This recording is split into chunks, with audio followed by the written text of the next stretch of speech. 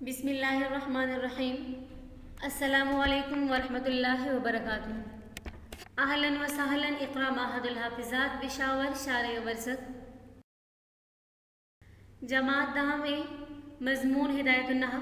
سبق نمبر 9۔ گزشتہ اسباق میں اسم معرب کی تعریف، اسم معرب کا حکم اور اسم معرب کے اعراب کے بارے میں پڑھ لیا تھا۔ آج فصل رابع میں اسم معرب کی اقسام کے بارے میں پڑھیں گے۔ فصل رابع الاسم المعرب علی نوعین منصرف وهو ما ليس فيه سببان او واحد يقوم مقامهما من الاسباب التسعة كزيد، ويسمى الاسم المتمكن وحكمه ان يدخله الحركات الثلاث مع التنوين، تقول جاءني زيد ورأيت زيدا ومررت بزيد. وغير منصرف وهو ما فيه سببان او واحد منها يقوم مقامهما، والاسباب التسعة هي: فصل الاسم المعرب علی نوعین، اسم معرب دو اقسام پر مشتمل ہے۔ منصرف ان میں سے ایک پہلا منصرف ہے، وہو ما لیس فی سببان، منصرف وہ کہ نہ ہو جس میں دو سبب، او یا واحد ایک ایسا سبب، یقوم مقامہما جو دو سببوں کے قائم مقام ہو، من الاسباب التسعۃ 9 اسباب میں سے، کزید جیسے کہ زید، یعنی منصرف وہ جس میں دو اسباب منصرف میں سے دو اسباب یا ایک ایسا سبب جو کہ دو کے قائم مقام ہو نہ پایا جائے۔ ویسمى الاسم المتمکن، اور اس کو اسم متمکن بھی کہا جاتا ہے۔ وحکمہ، اور اس کا حکم ان يدخل الحرکات الثلاث مع التنوین، کہ اس پر داخل ہوتے ہیں تینوں حرکات مع التنوین، تنوین کے ساتھ، ان تینوں حرکتیں اور تنوین اس پر داخل ہوتی ہیں۔ تقول آپ کہیں گے جانی زید ورأیت زید ومررت بزید۔ وغیر منصرف، اور دوسری قسم اسم معرب کی غیر منصرف ہے، وہو اور غیر منصرف وہ ما فیہ سببان جس میں ہو دو سبب، او واحد یا ایک ایسا سبب، یقوم مقامہما جو کہ ان دو اسباب کے قائم مقام ہو، والاسباب التسعۃ ہی، اور اسباب منصرف 9 ہے۔ تشریح اسم معرب علی نوعین، اسم معرب کی اقسام بیان فرما رہے ہیں یہاں سے مصنف رحمہ اللہ کہ اسم معرب کی دو قسمیں ہیں، منصرف اور غیر منصرف۔ تو منصرف کا معنی ہے پھیرنے والا، اور نحو کی اصطلاح میں منصرف اس اسم کو کہا جاتا ہے جس میں دو سبب یا ایک ایسا سبب جو کہ دو کے قائم مقام ہو نہ پایا جائے، جیسے زیدن، کہ اس میں صرف ایک سبب یعنی علمیت موجود ہے اور اس کے علاوہ اسباب منصرف میں سے کوئی سبب اس میں موجود نہیں، اس وجہ سے یہ منصرف ہے۔ اور اس کو منصرف اس وجہ سے کہا جاتا ہے کہ یہ اعراب کی تینوں حالتوں یعنی حالت رفع، حالت نصب اور حالت جر میں تبدیل ہوتا ہے۔ وحکمہ، اور اسم معرب کا حکم ان يدخل الحرکات الثلاث مع التنوین، کہ اس پر تینوں حرکتیں اور تنوین آ سکتی ہے، جیسے جا زیدن، رأیت زیدن ومررت بزیدن۔ دیکھیے زیدن حالت رفع میں اس پر ضمہ آیا، حالت نصب میں اس پر فتحہ اور حالت جر میں اس پر کسرہ موجود ہے، تینوں حالتوں میں اس کا اعراب تبدیل ہوا۔ منصرفن، اس کو ہم تینوں طرح پڑھ سکتے ہیں، منصرفن بھی، منصرفن بھی اور منصرفن بھی۔ اگر منصرفن پڑھیں تو احدھا مبتدا کے لیے یہ خبر، اگر منصرفن پڑھیں تو آنی فعل کے لیے مفعول واقع ہوگا، اور اگر منصرفن پڑھیں تو نوعین کے لیے بدل واقع ہوگا۔ وغیر منصرفن، اور غیر منصرف، یعنی اس میں معرب کی دوسری قسم غیر منصرف ہے، اس کا معنی ہے نہ پھیلنے والا، یعنی یہ اعراب کی تینوں حالتوں میں نہیں پھیلتا بلکہ اس پر صرف ضمہ اور فتحہ آتا ہے، کسرہ اور تنوین اس پر نہیں آتے۔ کہ نحو کی اصطلاح میں غیر منصرف وہ اسم جس میں اسباب منصرف میں سے دو سبب یا ایک ایسا سبب جو کہ دو کے قائم مقام ہو موجود ہو تو اسے غیر منصرف کہا جائے گا۔ والاسباب التسعہ، اور اسباب منصرف جو ہمارے پاس ہے وہ 9 ہے۔ العدل والوصف والتانيث والمعرفة والأجمة والجمع والتركيب والألف والنون الزائدتان ووزن الفعل، وحكمه ألا يدخله الكسرة والتنوين ويكون في موضع الجر مفتوحا أبدا. تقول جاءني أحمد ورأيت أحمد ومررت بأحمد. أسباب 9: عدل، وصف، تانیث، معرفہ، اجمہ، جمع، ترکیب، الف نون زائدتان اور وزن فعل ہیں۔ اس کا حکم اللہ یدخلہ الکسرۃ والتنوین کہ داخل نہیں ہوتے اس پر، یعنی غیر منصرف پر داخل نہیں ہوتے کسرہ اور تنوین۔ ویکون فی موضع الجر اور ہوگا جر کی جگہ میں مفتوحا ابدا ہمیشہ فتح۔ تقول جاءنی احمد ورأیت احمد ومررت بأحمد۔ تو غیر منصرف کا حکم یہاں پر بیان ہوا کہ اس پر کسرہ و تنوین نہیں یاد ہے، لیکن اگر اس کو یعنی غیر منصرف کو اگر ہم کسی دوسرے سے کی طرف مضاف کر دیں یا غیر منصرف پر الف لام آ جائیں تو پھر غیر منصرف پر کسرہ و تنوین، کسرہ آ سکتا لیکن تنوین پھر بھی نہیں آتی اس پر۔ سوال پیدا ہوتا ہے یہاں پر کہ غیر منصرف پر کسرہ و تنوین کیوں نہیں آتی؟ تو جواب یہ کہ غیر منصرف یہ فعل کے مشابہ ہیں اور فعل پر چونکہ کسرہ و تنوین نہیں آتے اس لیے اس پر بھی کسرہ و تنوین نہیں آتے، اور فعل کے ساتھ مشابہت اس طرح ہے کہ جس طرح فعل دو چیزوں یعنی فاعل اور معنی مصدری کا محتاج ہوتا ہے، اسی طرح غیر منصرف بھی دو اسباب کا محتاج ہوتا ہے یا ایک ایسے سبب کا جو دو کے قائم مقام ہو اس کا محتاج ہوتا ہے، اس لیے اس کی مشابہت فعل کے ساتھ موجود ہے، تو اس مشابہت کی بنا پر اس پر بھی کسرہ و تنوین نہیں آ سکتے۔ اما العدل فهو تغیر اللفظ من صيغة الأصلية إلى صيغة أخرى تحقيقا أو تقديرا ولا يجتمع مع وزن الفعل أصلا ويجتمع مع العلمية كعمر وزفر ومع الوصف كثلاثة ومثلثة وأخرى وجمعة۔ بہرحال عدل فهو تغیر اللفظ، بس وہ لفظ کا تبدیل ہونا ہے، لفظ کا متغیر ہونا ہے، من صیغۃ الاصلیۃ اپنی اصلی شکل سے، الی صیغۃ اخری دوسری شکل کی طرف، تحقیقاً و تقدیراً چاہے وہ تحقیقی ہو یا تقدیری، ولا یجتمع مع وزن الفعل اصلا اور جمع نہیں ہوتا وزن فعل کے ساتھ کبھی بھی، ویجتمع مع العلمیۃ اور وہ جمع ہوتا ہے یعنی عدل علمیت کے ساتھ جیسے عمر اور ظفر، ومع الوصف اس کا عطف بھی یہاں پر ویجتمع پر ہو رہا ہے کہ ویجتمع مع الوصف کے عدل وصف کے ساتھ بھی جمع ہو سکتا ہے جیسے ثلاث و مثلث و اخر و جمع۔ اما العدل،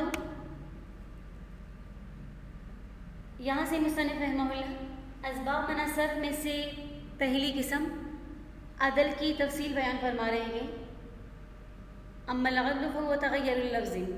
عدل کا لغوی معنی ما بعد کے اعتبار سے تبدیل ہوتا ہے، تو اگر عدل کے بعد الہ کا لفظ آ جائے تو عدل کا پھر لغوی معنی ہوگا مائل ہونا، جیسے اگر عدل الہ ہم پڑھیں تو مطلب ہوگا کہ وہ اس کی طرف مائل ہو گیا، اور اگر عدل کے بعد انہو کا لفظ آ جائے تو اس صورت میں معنی ہوگا اعراض کرنا، جیسے عدل انہو اس سے اعراض کیا، جبکہ اصطلاحی معنی کتاب میں موجود ہے فهو تغیر اللفظ من صیغۃ الاصلیۃ الی صیغۃ اخری تحقیقا و تقدیرا، کہ لفظ کا اپنی اصلی شکل و صورت چھوڑ کر دوسری صورت اختیار کرنا چاہے وہ تقدیراً ہو یا تحقیقاً۔ پس اس سے معلوم ہوا کہ عدل کی ہمارے پاس دو قسمیں ہیں، عدل تحقیقی اور عدل تقدیری۔ یہاں پر سوال پیدا ہوتے کہ ضرب یضرب، ضرب یضرب، ضارب وغیرہ یہ ہمارے پاس تمام مشتقات ہیں کیونکہ یہ ضرب سے مشتق ہیں، تو ان پر یہ تعریف صحیح آ رہی ہے کیونکہ یہ بھی اپنی اصلی شکل چھوڑ کر دوسری شکل اختیار کر چکے ہیں اور مادہ اور معنی اصلی بھی باقی ہیں، لیکن نحوی ان میں عدل نہیں مانتے، تو اس کا جواب یہ دیتے کہ تعریف میں من صیغۃ الاصلیۃ اس کی وہ ضمیر سے مراد یہ ہے کہ وہ لفظ اپنی اصل شکل و صورت چھوڑ کر دوسری شکل اختیار کرے یہ مشتقات اپنی شکل سے نہیں نکلے بلکہ مصدر کی شکل چھوڑ کر دوسری شکل اختیار کر چکے ہیں، لہٰذا ان پر یہ عدل کی تعریف صحیح نہیں آ رہی۔ دوسرا اعتراض یہاں پر یہ ہوتا ہے کہ قال باغ مقول وغیرہ بھی ان پر بھی یہ تعریف صحیح آ رہی ہے، کیونکہ قال اپنی اصلی شکل قولہ سے تبدیل ہو کر قال، اور اس طرح باغ کی بیع مقول کی مقبول، اس طرح باقی بھی اپنی اصلی شکل صورت چھوڑ کر دوسری شکل اختیار کر چکے ہیں، لہٰذا ان کو بھی معدول کہنا چاہیے، حالانکہ نحوی حضرات ان کو معدول نہیں کہتے۔ تو اس کا جواب یہ کہ تعریف میں ایک شرط محذوف ہے کہ یہ تبدیلی بغیر صرفی قانون کے ہو۔ تو عدل کی کامل تعریف ہمارے پاس یہ ہوگی کہ کسی لفظ کا اپنی اصلی شکل چھوڑ کر دوسری شکل اختیار کرنا بغیر کسی صرفی قانون کے، بشرط یہ کہ مادہ بھی باقی ہو اور اصلی معنی بھی باقی ہو۔ تو ان مثالوں میں صرفی قانون جاری ہوا ہے، لہٰذا ان پر عدل کی تعریف صحیح نہیں آئے گی۔ پہلی قسم عدل تحقیقی وہ ہے جو غیر منصرف پڑھا جاتا ہو اور اس کے اصل پر کوئی دلیل بھی موجود ہو، جیسے ثلاثو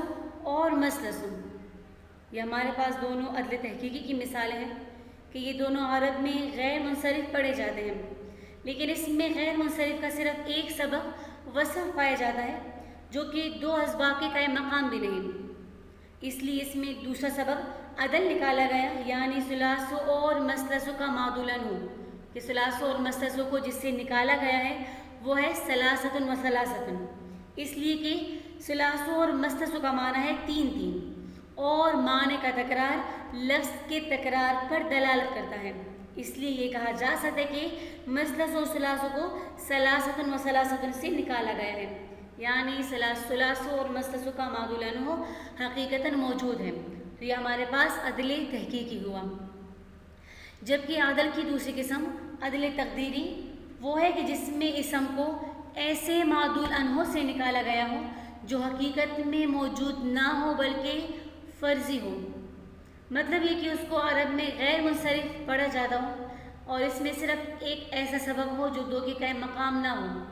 اسے مثال کے طور پر ہمارے پاس عمرو اور ظفرو کہ یہ دونوں الفاظ غیر منصرف عرب میں مستعمل ہیں، لیکن ان میں صرف علمیت ہے اور اس کے معدول انہو کے وجود پر کوئی دلیل بھی نہیں، تو ہم نے فرض کر لیا کہ اس کا معدول انہو ہمارے پاس عامر اور ظافر ہے، کیونکہ فرضی طور پر کسی بھی اسم میں اگر کوئی سبب نکالا جا سکتا ہو تو وہ ہمارے پاس عدل ہی ہو سکتا ہے، اس کے علاوہ دوسرے اسباب فرضی طور پر ہم نہیں نکال سکتے، کہ کسی اسم میں ہم کہیں کہ بھئی اس میں ہمارے پاس ایک سبب علم ہے یا وصف وغیرہ اور دوسرا سبب کوئی بھی موجود نہ ہو اور ہم فرضی طور پر اس میں کوئی دوسرا سبب نکالے تو اس طرح نہیں ہو سکتا، عدل کے علاوہ کوئی بھی دوسرا سبب نہیں نکال سکتے ہم۔ ولا یجتمع مع وزن الفعل، اور عدل جمع نہیں ہو سکتا وزن فعل کے ساتھ کبھی بھی، یعنی کوئی اسم ایسا نہیں ہوگا کہ اس میں ایک سبب عدل ہو اور دوسرا سبب وزن فعل ہو، کیونکہ عدل کے اپنے اوزان مقرر ہیں، ان میں سے کسی وزن پر بھی فعل نہیں آتا، تو عدل اور فعل کے اوزان جدا جدا ہے، لہٰذا عدل اور وزن فعل جمع نہیں ہو سکتے، کیونکہ عدل کے مقرر مذکورہ اوزان ہیں 6 اوزان، فعال جیسے ثلاثو، مفعال بروزن مثلث، نمبر 3 فعال بروزن عمر ظفر، نمبر 4 فاعل بروزن امس، نمبر 5 فعال بروزن قتام، اور نمبر 6 فعال بروزن سحر۔ تو یہ ہمارے پاس عدل کے اوزان ہیں۔ وَيَجْتَمِعُ مَعَ الْعَلَمِيَّةِ، اور عدل جمع ہو سکتے ہیں علمیت کے ساتھ، جیسے عمر اور ظفر، تو اس میں ایک سبب علمیت اور دوسرا سبب اس میں وصف موجود ہے۔